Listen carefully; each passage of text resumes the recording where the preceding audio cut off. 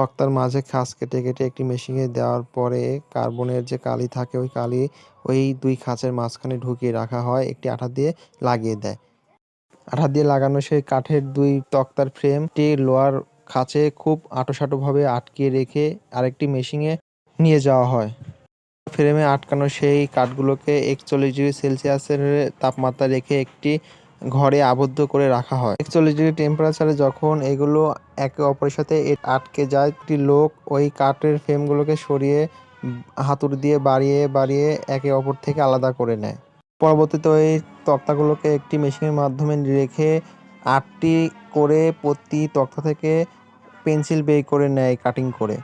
এই কাটিং করা pencil size হয়ে একটি মেশিনের মাধ্যমে সারিবদ্ধভাবে আরেকটি সেক্টরে যায়।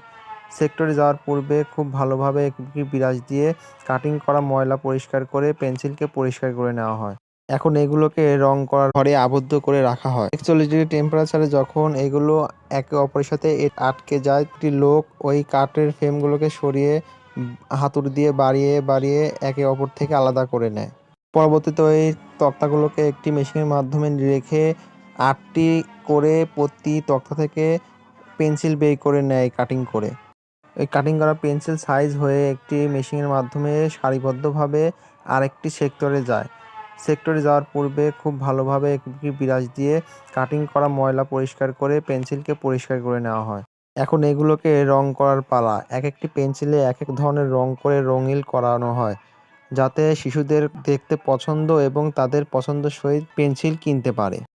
পরবর্তীতে পেন্সিলের গায়ে মার্কিং করা হয়, কোনটা 2B কোনটা 4B পেন্সিল, সেগুলো মার্কিং করে তাদের কোম্পানির লোগো দিয়ে পেন্সিলকে কমপ্লিট করে প্যাকেটজাতকরণ করা হয় এবং পরবর্তীতে এগুলো সেল দেওয়ার জন্য প্রস্তুত করা হয়।